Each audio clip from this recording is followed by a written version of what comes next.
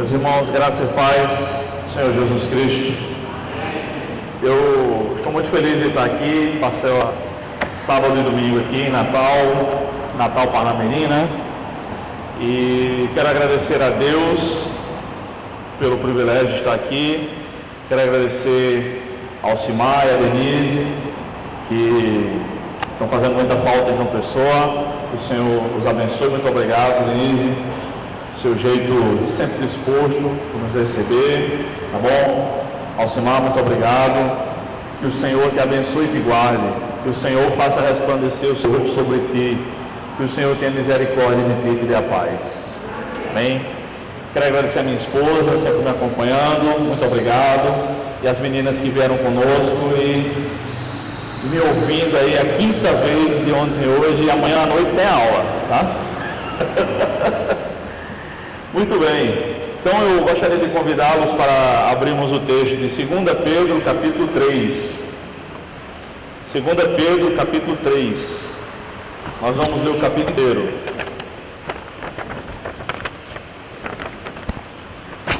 E enquanto os irmãos procuram aí o texto, eu quero fazer só duas recomendações, dois exemplares aqui para mostrar. Como o pastor falou, tem alguns livros meus ali à venda, e eu quero indicar dois para os irmãos aqui. Esse aqui, chamado Estudo Bíblico Diário, que foi o primeiro livro, e ele é um livro pequeno de 73 páginas, são 4 capítulos apenas, que é basicamente sobre como ler a Bíblia, como estudar a Bíblia, tá? Uma introdução. Esse livro você lê antes de passar os gols do Fantástico hoje, dá tempo de você ler, tá? Mas se quiser ler amanhã, em um dia e uma manhã você lê esse livro aqui, custa R$20. Se der sem dinheiro, Kelly resolve tudo ali, tá bom? E esse aqui, Andando com Cristo, o subtítulo é O Dia a Dia Prático do Cristão, é basicamente um livro sobre discipulado.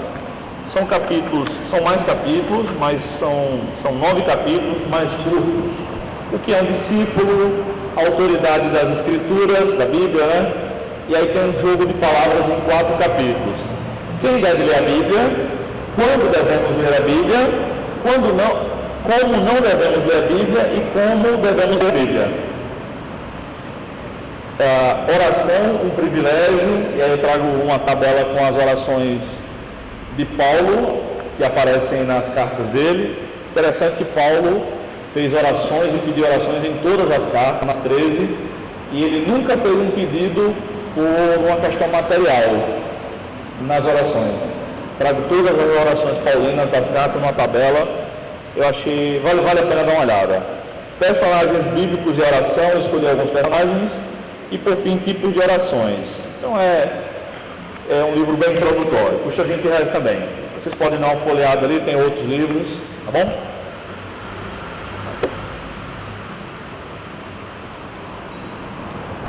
Muito bem, encontraram 2 Pedro, capítulo 3, do verso 1 ao verso 18. Diz assim, estou lendo na Almeida século 21, tá? Amados, esta já é a segunda carta que vos escrevo. Em ambas, procuro despertar a vossa mente sincera com lembranças, para que recordeis das palavras ditas anteriormente pelos santos profetas e do mandamento do Senhor e Salvador, dado por meio de vossos apóstolos. Sabei, antes de tudo, que nos últimos dias virão zombadores, com sua zombaria, andando de acordo com seus próprios desejos, dizendo: onde está a promessa da sua vinda? Porque desde que os pais morreram, todas as coisas permanecem como desde o princípio da criação. Pois de propósito ignoram que desde a antiguidade, pela palavra de Deus, existiram um céu e a terra, e esta terra foi tirada da água e através da água. Foi pelas águas que o mundo daquela época foi destruído pelo dilúvio.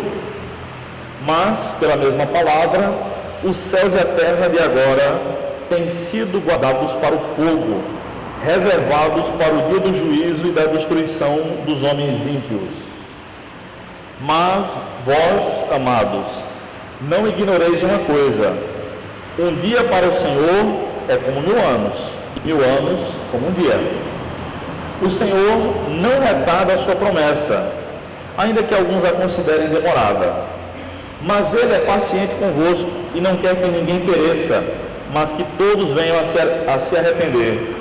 Contudo, o dia do Senhor virá como ladrão, no qual os céus passarão com grande estrondo, e os elementos queimando se dissolverão, e a terra e as obras que nela há serão descobertas. Se todas essas coisas serão assim destruídas, que tipo de pessoa deveis ser? Pessoas que vivem em santidade e piedade, aguardando e esperando ansiosamente a vinda do dia de Deus.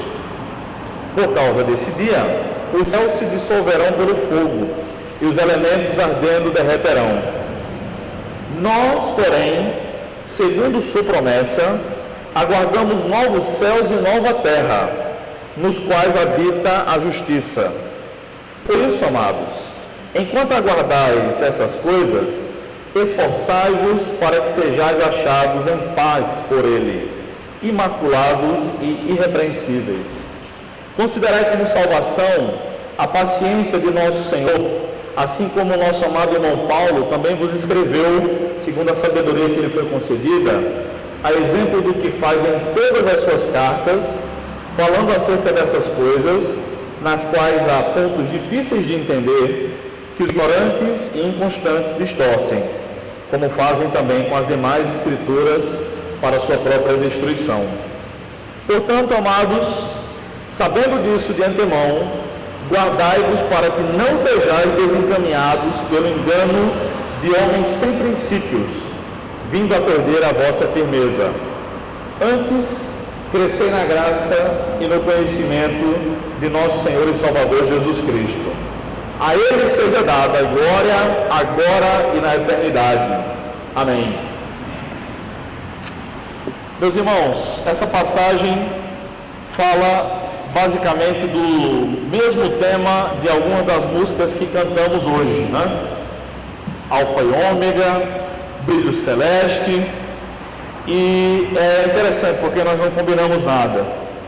Alfa e Ômega é uma das músicas mais bonitas que eu já ouvi, uma das músicas mais bonitas que eu conheço, letra e música, tá? Eu acho até que algumas das músicas que nós cantamos aqui na terra, nós vamos cantar no céu também. Eu acho que não vai ser só aquelas do Apocalipse, não, vai ter muito mais. Bem, então eu quero conversar com vocês hoje sobre o tema esperando, aprendendo e agindo. E essa espera se refere à segunda vinda de Jesus Cristo, à volta de Jesus Cristo. Quero tentar responder duas perguntas com base nesse texto que nós lemos. A primeira delas: quais as lições acerca da segunda vinda que precisamos aprender? E a segunda pergunta: que tipo de pessoas Deus espera que sejamos enquanto aguardamos a segunda vinda de Jesus? Em primeiro lugar, a primeira pergunta: quais são as lições da segunda vinda que precisamos aprender? Eu olho para essa passagem e vejo que precisamos aprender pelo menos 5 questões. A primeira delas está nos versículos 3 e 4. Nos últimos tempos haverá homens zombadores. Os versículos 3 e 4 dizem exatamente isso. Acompanhe comigo. Sabei antes de tudo que nos últimos dias virão zombadores com sua zombaria, andando de acordo com seus próprios desejos, dizendo: onde está a promessa da sua vinda? Porque desde que os pais morreram, todas as coisas permanecem como desde o princípio da criação. Essas pessoas que dizem atualmente a nós que somos cristãos: cadê que Jesus voltou? Minha avó já ouvia dizer que Jesus ia voltar. Minha avó morreu e Jesus não voltou. Meus pais, que já morreram tem tempo, diziam que Jesus ia voltar. Vocês crentes faz tempo que vocês falam isso. E vocês já me dizem isso há uns 30 anos. Cadê que Jesus não voltou? Não é de hoje, irmãos, que há pessoas zombando da nossa fé com esse tipo de pergunta. Nos tempos de Pedro, quando ele escreveu essa carta ali por volta do ano 80 do primeiro século, já tinha esse tipo de zombaria em relação à fé cristã. E os últimos dias, de acordo com a Bíblia, começam quando Pedro prega o sermão lá no dia de Pentecostes, quando ele diz, nesses últimos dias, fazendo uma referência à profecia de Joel capítulo 2. É um termo técnico, digamos assim. Os últimos dias é o período que compreende desde que Jesus foi para o céu, morreu, ressuscitou, foi para o céu, até a sua volta. Nós estamos vivendo os últimos dias. E é normal, não se espante, cada vez mais haverá pessoas zombando. Precisamos estar atentos, aprendendo que cada vez que alguém zomba da nossa fé, alegando esse tipo de coisa, cadê que Jesus voltou? Isso só é o cumprimento das Escrituras. E cada vez que os incrédulos fazem esse tipo de pergunta zombeteira, mais perto Jesus está de voltar. Segundo lugar, nos últimos dias precisamos aprender que os crentes, nós crentes, devemos confiar em Deus, porque a sua palavra é poderosa. Pedro aborda isso nos versículos 5, 6 e 7. Veja o que ele diz sobre a palavra de Deus, nesses 3 versículos. Pois, de propósito, falando ainda dos zombeteiros, ignoram que desde a antiguidade, pela palavra de Deus, existiam os céus e a terra. Ou seja, pela palavra de Deus, tudo o que existe foi criado. E a terra, foi tirada da água e através da água. Foi para as águas também que o mundo daquela época, o mundo antigo, foi destruído pelo dilúvio. Mais uma prova de que Deus cumpriu sua palavra. Pela palavra de Deus, a promessa que ele tinha feito a Noé, o mundo foi desfeito. E ainda no versículo 7, mas pela mesma palavra, isto é, pela palavra de Deus, que criou todas as coisas, que fez o mundo antigo perecer, pela mesma palavra, os céus e a terra de agora, dos tempos de Pedro e dos nossos tempos, têm sido guardados para o fogo, reservados para o juízo, o dia do juízo e da destruição dos homens ímpios. Após o dilúvio, Deus colocou um arco, que nós chamamos de arco-íris. A Bíblia não diz que é arco-íris, tá? Só diz que é arco.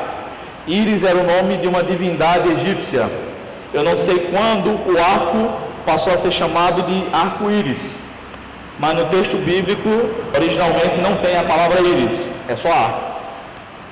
Deus colocou aquele arco colorido como um sinal de que jamais o mundo acabará pela água, como nos dias de Noé. Agora o negócio vai ser mais quente, literalmente falando. Este mundo será destruído para julgar os homens ímpios. E o que são homens ímpios? A palavra pio significa santo. Por isso que de vez em quando a Igreja Católica coloca um nome fantasia nos papas, em alguns papas, e teve o Pio X, Pio XI, acho que teve Pio IX também, se não me engano. Pio é uma expressão latina que significa santo. Quem vive uma vida de piedade, como os cristãos devem viver, vivem uma vida de santidade. E uma pessoa ímpia é o contrário de uma pessoa santa, é o não pio, o não santo. De acordo com as Escrituras, todos os que não são crentes em Jesus são ímpios.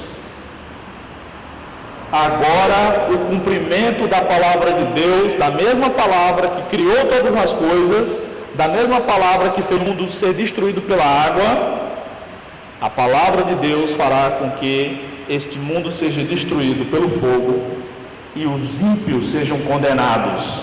Pagarão pelos pecados, já começarão a pagar aqui, pagarão eternamente no inferno, sofrerão eternamente no inferno. Nós que somos servos de Deus, precisamos confiar na palavra de Deus. Pedro dá dois exemplos de coisas que já aconteceram e diz: por essa mesma palavra acontecerá isso. Deus já nos deu as provas de que a sua palavra é infalível, ela não cai por terra, ela não volta, e esse mundo será destruído em breve. Se alguém está aqui e não entregou a vida para Jesus ainda, não perca a oportunidade hoje, porque Deus não deixará de punir um só incrédulo, e a única maneira de não sofrer as consequências da punição divina é entregando a sua vida a Jesus e confiando nele. A terceira coisa que nós precisamos aprender com essa passagem sobre a vinda de Cristo, a segunda vinda, está no versículo 8. Deus é soberano e age no tempo certo.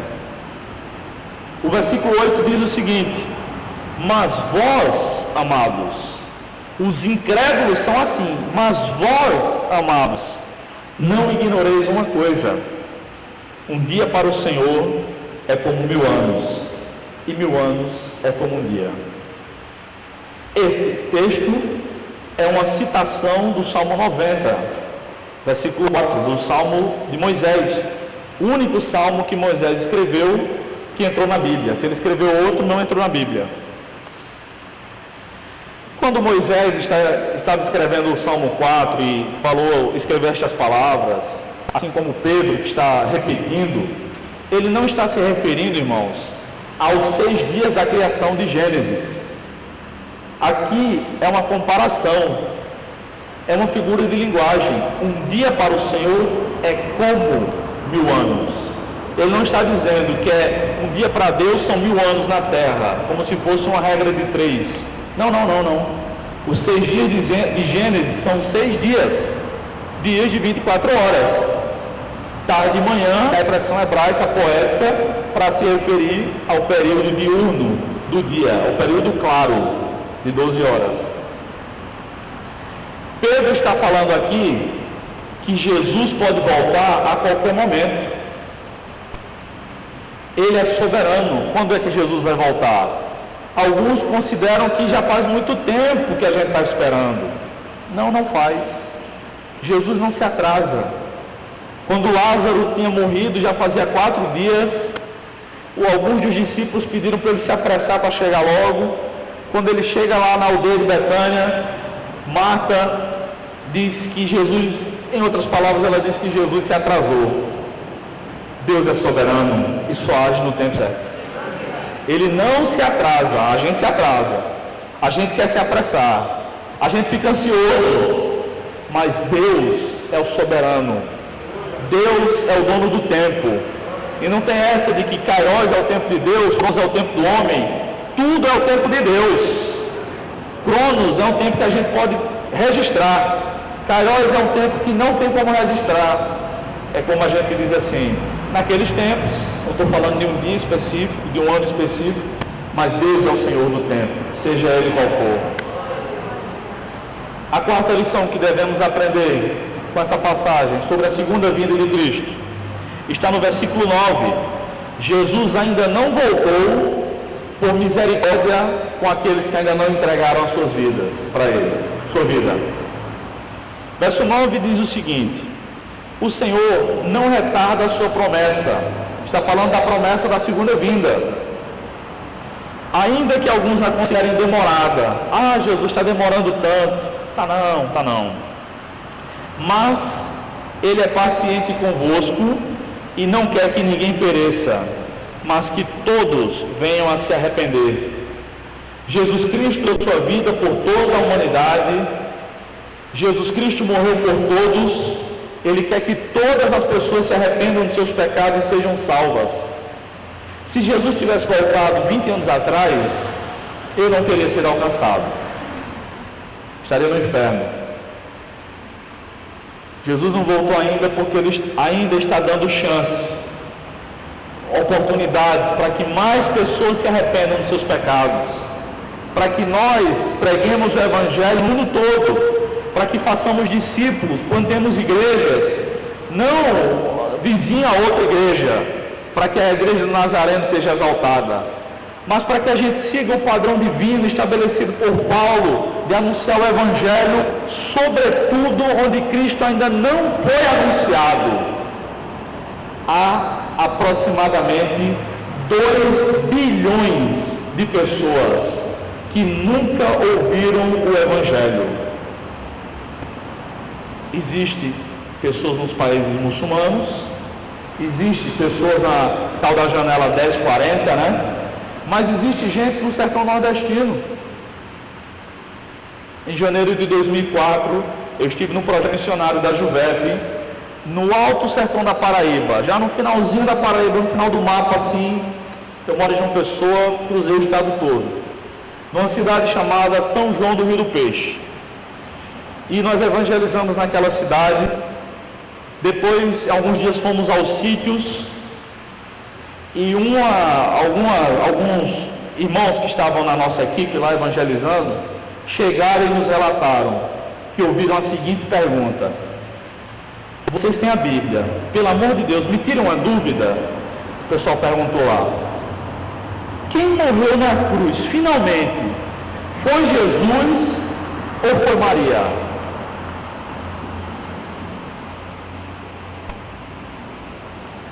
Outra equipe chegou para nós e relatou que pregaram o Evangelho, as pessoas quiseram ser crentes. Se eu quero, o senhor entendeu que é para ser crente, é para frequentar a igreja de crente, que é para ler a Bíblia, orar. Entendi. Vai ser onde a igreja? O pastor vai vir aqui? Não ia. Só havia um casal de obreiros ali, e era na cidade. Eles não tinham condições de assistir todos os sítios. A Juvep fez uma catalogação há alguns anos. A Juvep é uma missão que trabalha no sertão nordestino, essencialmente. E eles, na época, catalogaram 10 mil povoados, somente no Nordeste. Sítios, vilarejos, sem nenhuma presença evangélica. E nós estamos brigando pelos cantores gospel. Estamos pagando ingressos caros para ir para o show desses camaradas, como Kleber Lucas, que foi cantar num terreiro de Macumba ano passado, como outros que cobram cachês altíssimos, como outros, a gente vai ouvir pregadores que cobram 6 mil reais, 10 mil reais para pregar o Evangelho. No início da igreja cristã, logo no 2º século, os crentes elaboraram um documento chamado Didaquê, o ensino dos apóstolos. Era uma espécie de credo, uma confissão de fé, mais ou menos como a igreja do Nazareno tem um manual da igreja do Nazareno. Grosso modo era mais ou menos assim.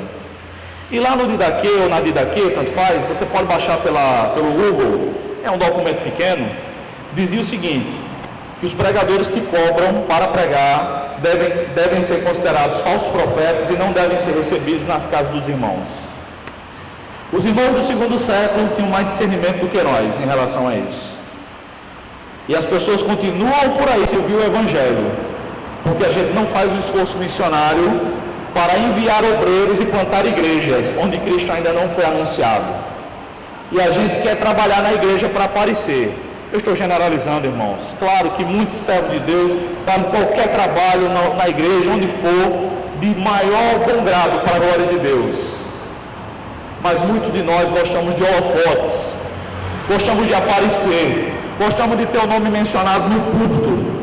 Arrependa-se do seu pecado, ore por missões, peça para que Deus envie urgentemente obreiros para a seara. Comece você procurando missionário, ofertando na vida dele, e talvez você mesmo seja escolhido por Deus para ir plantar igrejas onde Cristo ainda não foi anunciado, e não há desculpas para isso, se Deus te chamar.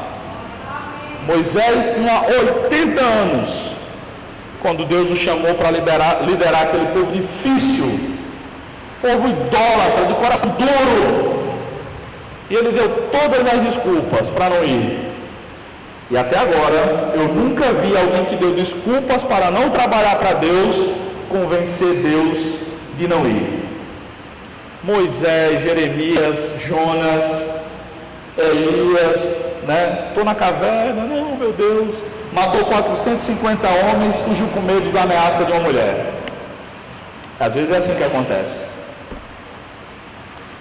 Quinto lugar, o que devemos aprender com essa passagem sobre a segunda vinda de Jesus? Está no verso 10. Jesus voltará a qualquer momento. O verso 10 diz: contudo, o dia do Senhor virá como ladrão, no qual os céus passarão com grande estrondo, vai haver um foguetório talvez, e os elementos celestiais queimando se dissolverão, e a terra e as obras que nela há serão descobertas. Não há nenhuma profecia que precise ser cumprida até que Jesus arrebate a sua igreja. Ele pode nos levar para o céu antes que esse culto acabe. Ele pode voltar amanhã. Nós podemos ser a geração do arrebatamento. Não sabemos. Mas a gente precisa estar preparado, porque ele pode voltar a qualquer momento. Essa foi a primeira pergunta.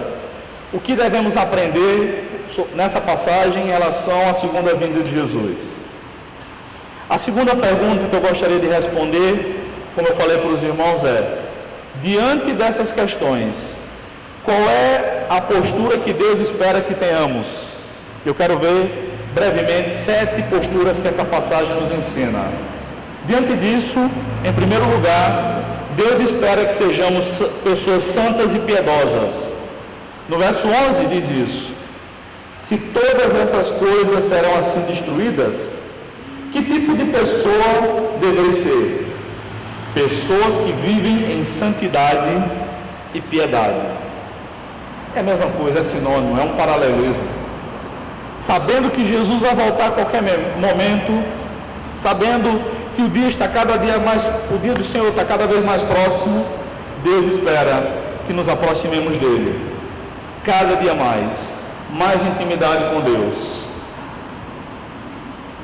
Segundo lugar, Deus espera que diante disso sejamos pessoas que verdadeiramente aguardamos a volta de Jesus. Não seja apenas de palavra, mas que seja do fundo do nosso coração, conforme o versículo 12 diz: aguardando e esperando ansiosamente a vinda do dia de Deus. Por causa desse dia, os céus se dissolverão pelo fogo, os elementos ardendo derreterão. Na primeira carta, no capítulo 5, Pedro disse para que os seus leitores não tivessem nenhuma ansiedade no coração. Ele disse para nós lançarmos sobre Jesus toda a nossa ansiedade, porque Ele tem cuidado de nós. E a expressão que Pedro usa não é como quem pega uma bola de boliche e lança devagarzinho, né? Bem pertinho do chão, assim. Não é assim. Ninguém pega a bola de boliche, ninguém tem força para isso, né? E joga lá nos pinos, né? Não. A palavra que Pedro usou na primeira carta para dizer que nós devemos lançar sobre Jesus toda a nossa ansiedade é a palavra que se usava naquela época para quem atira uma pedra com toda a força. Todo mundo aqui já deve ter jogado pedra no lago, né? Para ver a pedra, quando a gente é criança, o menino é mais competitivo, né? Vamos ver quantas vezes a pedra que você joga vai pular na água, né? Eu sempre perdia, que eu sempre era mais magrinho, menos força. E aí a gente joga com toda a força. Essa foi a expressão que Pedro utilizou na primeira carta, capítulo 5. Devemos pegar toda a nossa ansiedade e jogar sobre Jesus com toda a força, como quem joga uma pedra. Mas aqui, no capítulo 3 da segunda carta, versículo 12, Pedro diz para a gente aguardar o Senhor ansiosamente. Os problemas a gente joga nele, o desejo dele voltar a gente deve guardar ansiosamente. É isso que Deus espera de nós. Por que algumas pessoas vêm à igreja semana após semana, oram em casa, lê a Bíblia e nunca experimentam a presença de Deus? A Bíblia responde: vocês vão me encontrar, vocês vão me buscar, melhor dizendo, e vão me encontrar quando vocês me buscarem de todo o vosso coração. Quando a gente busca a Deus de todo o coração, a gente encontra Deus, irmãos. Não adianta cumprir a agenda, vir para todos os cultos. Ai, mais um culto, eu não aguento mais. Aquela igreja tem culto demais. Vou falar com a junta. Sabe como é que eu imagino que vai ser o céu? Eu imagino que vai ser no dia que eu fui batizado com o Espírito Santo.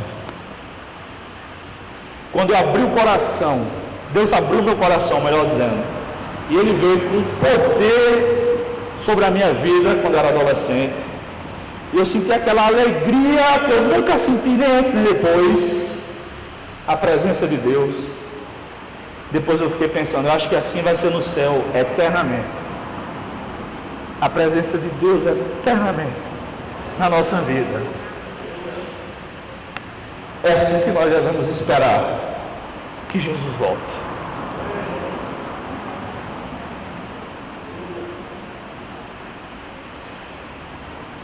Em terceiro lugar, relacionado a isso, devemos ser pessoas que aguardam novos céus e nova terra. Versículo 13 diz isso.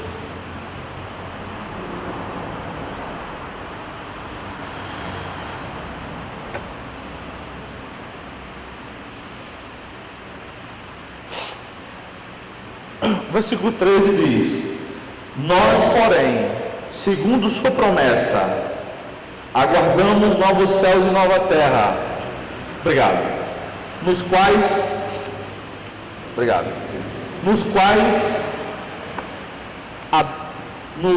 nós, porém, aguardamos, segundo sua promessa, aguardamos novos céus e nova terra, nos quais habita a justiça. Nós não aguardamos novos céus e nova terra simplesmente como uma escapatória para os nossos problemas. Terá um fim. Nós não aguardamos novos céus e nova terra simplesmente como um meio para não ter que mais pagar o apartamento ou o carro, ou para nos ver livres das doenças, ou daquelas pessoas difíceis que nós convivemos no trabalho. Não. Nós devemos aguardar novos céus e nova terra com base na promessa de Deus. É o que diz o texto, segundo a sua promessa. Aguardemos novos céus e nova terra, porque Ele prometeu. E Ele espera que nós aguardemos mesmo. Morar na nova Jerusalém que descerá do céu. E aí nós moraremos na melhor casa que existirá. Em quarto lugar, devemos ser pessoas que se esforçam para esse dia do encontro perfeito. O verso 14 diz isso, irmãos. Por isso, amados, enquanto aguardais essas coisas, esforçai-vos para que sejais achados em paz por Ele, imaculados, irrepreensíveis. Irmãos, apenas o nosso Senhor Jesus Cristo é completamente imaculado e completamente irrepreensível. A Bíblia diz em Efésios 2:8 que pela graça de Deus nós somos salvos mediante a fé. Mas a Bíblia diz também que Deus, em 1 Coríntios 1:18, em 2 Coríntios 2:15, que nós estamos sendo salvos, tá? E a Bíblia diz também em Romanos 5:9 que nós seremos salvos, e também em Romanos 13:11 que a nossa salvação está agora mais próxima do que no princípio quando cremos. Deus nos salvou dos nossos pecados e do poder do diabo. Deus está nos salvando de nós mesmos, é a santificação. E Deus nos salvará por fim de enfrentar a sua ira. Não teremos de enfrentar, será a glorificação quando chegarmos no céu. É para esse dia que devemos estar prontos. Em quinto lugar, devemos saber que somos pessoas privilegiadas por saber dessas coisas. O versículo 17 diz o seguinte: portanto, amados, sabendo disso de antemão, ora, se a gente sabe disso de antemão, nós somos pessoas privilegiadas. Ontem, dia 20, era a data limite que Chico Xavier tinha determinado para a humanidade. Vocês ouviram falar sobre isso essa semana? Alguém ouviu? Eu disse, meu Deus, todos os fins do mundo, dos últimos 15 anos eu estava lá e resisti. 2012, 2000 não sei quanto, ano 2000, profecia de Nostradamus, dos Incas, do Maia, sei lá de quem mais, de Chico Xavier, pode vir profecia de quem for, meu filho. Eu estou esperando o cumprimento da promessa divina. Eu sou privilegiado como vocês também são, porque que nós que confiamos na palavra de Deus, já sabemos como será, porque Deus nos antecipou isso. Nós somos privilegiados, devemos agir como tal. Em sexto lugar, devemos ser pessoas firmes na fé. O versículo 17 continua falando sobre isso e diz: guardai-vos para que não sejais desencaminhados pelo engano de homens sem princípios, vindo a perder a vossa firmeza. No capítulo 2 dessa mesma carta, versículo 1, Pedro diz que vão surgir falsos mestres dentro da igreja, pessoas que foram salvas até. Ele diz, pessoas que foram resgatadas pelo Senhor. Ora, quem foi resgatado foi salvo, mas que se desviaram e que introduzirão heresias na igreja. Nós precisamos estar firmados na palavra de Deus. Nos últimos anos, a tendência dos falsos cristos é aumentar. O mais famoso no Brasil é o Henrique Cristo, né? Mas há outros falsos cristos. Há um nas Filipinas, há outro nos Estados Unidos e há outros. Há um agora aqui, eu não sei qual foi o país da América Latina, da igreja Crescendo em Graça, que eles até chamam em espanhol, né? Crescendo em Graça. Ele diz que é a reencarnação de Jesus. E aí complica, porque Jesus ressuscitou no mesmo corpo. Estejamos firmados na palavra de Deus e ninguém nos enganará. Em sétimo e último lugar, Deus espera que sejamos pessoas crescentes na fé. Pedro diz isso no versículo 18. Antes, ou seja, não sejam desencaminhados, estejam com cuidado para não serem levados por esses homens maus. Antes, ou seja, ao invés disso, cresçam na graça e no conhecimento de nosso Senhor Jesus Cristo. Deus deseja o amadurecimento espiritual de todos os seus filhos. Os pais humanos não desejam que seus filhos permaneçam sempre crianças, bebês, dependentes para comer, para trocar fralda, para botar para dormir, para botar para arrotar. Não. Os pais desejam ver os filhos crescendo saudavelmente. Muito mais Deus deseja que cresçamos. Vocês não podem ser os mesmos crentes de um ano atrás. Vocês precisam ser crentes mais maduros, mais conhecedores da palavra de Deus, mais íntimos de Deus. Daqui a um ano, se Jesus não tiver voltado ainda, Deus espera que sejamos mais experientes, mais firmados na palavra, e assim até aquele dia que nos encontraremos com o Senhor. Concluindo, irmãos, Deus anunciou que enviaria o seu Filho para morrer em nosso lugar, como começamos esse culto cantando. Deus enviou o seu Filho, cumpriu sua promessa. Deus disse que ele ressuscitaria, o próprio Jesus disse isso, ressuscitou. Jesus foi para o céu e prometeu vir nos buscar. Estamos aguardando, mas essa promessa se cumprir. Se cumprirá em breve, e todos nós estaremos na presença de Deus, na Nova Jerusalém, eternamente desfrutando de sua presença, adorando diante do trono de Deus, eternamente, sem dor, sem lágrimas, sem sofrimento. Que Deus nos abençoe, e se não nos vermos mais nessa terra, nos encontraremos no céu. Louvado seja o nosso Senhor Jesus Cristo. Vamos orar. Bendito seja o teu nome, Pai. Obrigado por Jesus Cristo que morreu na cruz em nosso lugar. Obrigado porque Ele vai voltar, e nós sabemos disso, pela Tua palavra que não falha, jamais falhou, jamais falhará. Nos ajuda, Deus, fortalece aquele que chegou aqui hoje fraco na fé, cambaleante, Deus. Fortalece aquele, Deus, que chegou aqui desanimado em relação à evangelização. Nos faz pregar a Tua palavra por onde passarmos, e nos fortalece os passos, para serem encontrados em paz, naquele grande dia quando o Senhor voltar. Em nome de Jesus eu te peço. Amém. Meus irmãos, muito obrigado pelo convite, pela oportunidade. Que Deus nos abençoe e até a próxima.